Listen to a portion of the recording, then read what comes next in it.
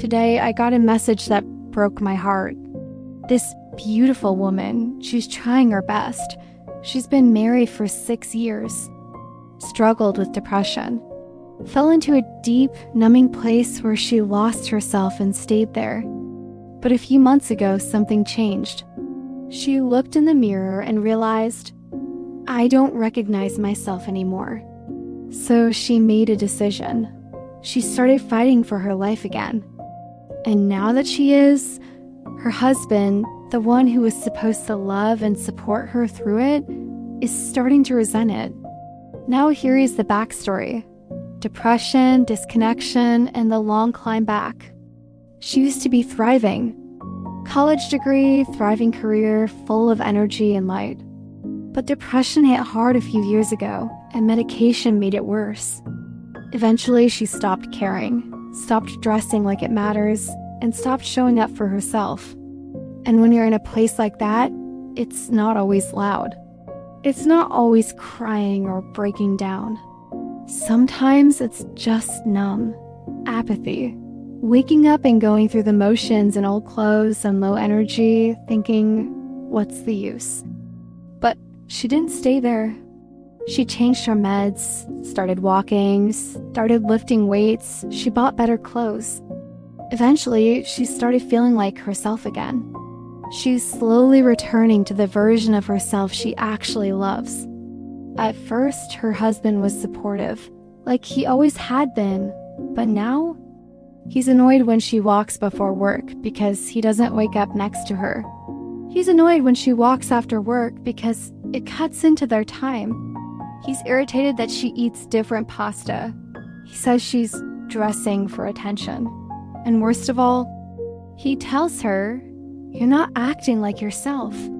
But what he doesn't realize is this is her. It's the version of her that didn't give up. So for anyone who's getting better and feeling guilty about it, let me say something to you and anyone else who's in the same transformation. You do not owe anyone the version of you that was in pain just because they got comfortable with it. It is not your job to stay sick so someone else doesn't feel insecure. You are not selfish for eating food that makes you healthy. You are not doing too much because your clothes finally fit.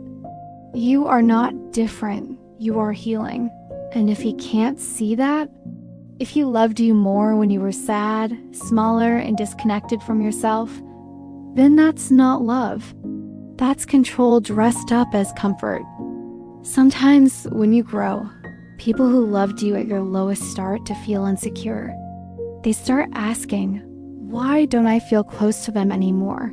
Why is their energy different? Why aren't they as easy to manage? And instead of growing with you, they try to pull you back down to where they felt safest. Not because they're evil, because they're scared and insecure. And they don't know how to love the new you, the strong you without losing their place. But here's the truth. You are not a rehab center for someone else's fear of change. So here's what I want you to remember. You're not different. You're acting like you. The you that's been buried under apathy, exhaustion, and survival mode for years. You found her again. You're fighting for her. And if your husband can't celebrate that, you have a right to be sad about it, but not a responsibility to stop improving. Because loving someone should never require you to abandon yourself. And the right partner, they won't miss the you who gave up. They'll protect the you who came back to life. This is Bondbuilders, where healing isn't selfish, growth isn't betrayal, and you don't owe anyone the worst version of you just because they got used to her.